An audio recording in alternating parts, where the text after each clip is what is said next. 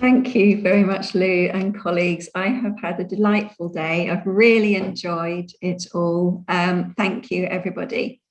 So the day we've had today has been mainly about maths resilience. And the starting point for me, looking across all projects, is that we have to remind ourselves and remind those who don't work in FE but have something to do with FE, that this is a very significant issue. Now, maths resilience, so the lack of resilience, projects have found quite clearly is everywhere. The majority of learners have some concerns, some issues. But it varies, and also the details vary. And so how do we know unless we ask the learners?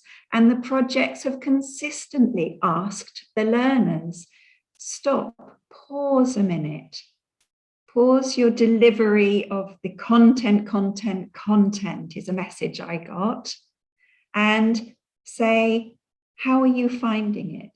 How are you feeling? As well as looking at the data of what people have actually done. That's very interesting. What do you think about the maths that you're being asked to do?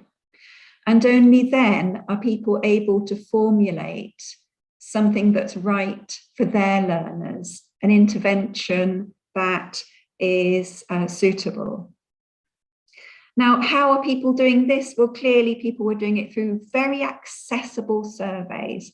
So your kind of classic research questionnaire with lots of questions and quite sophisticated vocab probably won't cut it with an FE learner audience of 16 to 19-year-olds. But I loved the innovations on the accessibility of survey questions that will give you an overview. And then complemented with that, again and again, we had focus groups and interviews, looking for people to explain their thinking and to look in more depth as to all the nuances and the background, the explanation. So that, coupled with a lot of theory, was talked about today. Yes, it was in very summary form because you've only got a few minutes to present. But the importance of the theory and the confidence that gives researchers seems to have been really, really useful. So we've got these different sources of evidence, and we could say, the data coming from Hegarty or other things, examples of learners' work as well. So a real rich diversity of types of evidence or sources of evidence that can then be played back in appropriate ways to learners. And the revelatory sense that came from that when you're playing back some of this information to learners anonymously in a low stakes way, unthreatening, in a safe environment, has been a real theme for me that I've picked out throughout today. So some of that theory in particular, obviously relating to maths resilience, that came up again and again, the growth mindset and the fixed mindset, and also the success beliefs and the effort beliefs. So interesting, they came up again and again. And it's not enough just to introduce these ideas to learners. Pausing the lesson maths content, but introducing to learners seems to be important, but explaining the new approach and why we would perhaps use a new approach, explaining why we want to think about what's going on or what we believe is going on or what we have done or haven't done and so on, seems very important. So not just talking about the theory of growth mindset or success beliefs or effort beliefs, or talking about what students did or didn't do in the past, but actually then using that to put into practice with future activities, and the engagement that came through peer-to-peer collaboration and peer-to-peer discussions of their learning and building their resilience seemed a really good way forward too. I picked out the idea of repeating things little and often. That seemed to come shining through as a theme until thinking positively or thinking I can, building up the resilience techniques becomes part of the everyday, becomes part of the culture. I think that's what a lot of presentations were telling me today. And also, several people picked up practical ideas on what to do when students get stuck, how to get unstuck. That seems very, very key.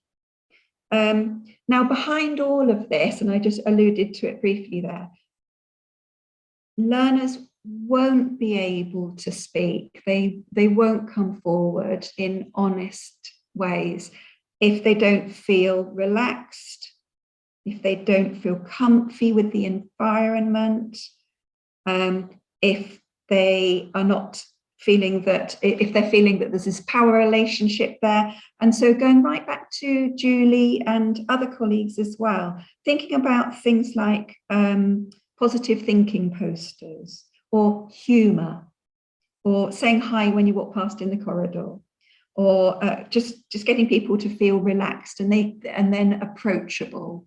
That's really come through. Without that in the background and that positive learning environment, it's very difficult for students to open up and to feel that they can talk. But I really loved in Debs' session, and congratulations, Debs and colleagues, that's fantastic. Just students being able to play with the manipulatives is a nice way of something to do, and then that can open up conversations too. So we saw it firsthand through the videos there. But of course, this doesn't come overnight. As people have said, it takes a while, and you need to play or to build confidence with your own colleagues and look at the theory for yourself, look at what other people have done before you can just, in other words, don't just jump in and try it immediately with your learners. Some of these projects that people have been talking about today have been 3 years in the making. They've adapted over time, but teachers working together and practicing lots, raising their own confidence first, I think has come out as a really strong finding across those 3 years. But it really takes time for people to become fluent.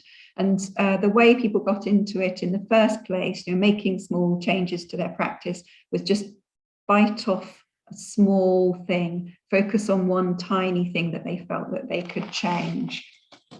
Now, today, as a researcher, I'm not a maths teacher, I'm a researcher, I was absolutely struck by and delighted by the fluency of the communication of research and how it dovetailed with the content, with the maths so beautifully today. And within just small sentences, there was so much research in the background. Just to give you one example, one of our colleagues earlier in the middle of today was talking about looking at someone else's research that they'd seen and thinking that that was a great idea, and thinking how I could then use that in the classroom, and then having a go at it, adapting it, having to change it because not all the students responded, and having another.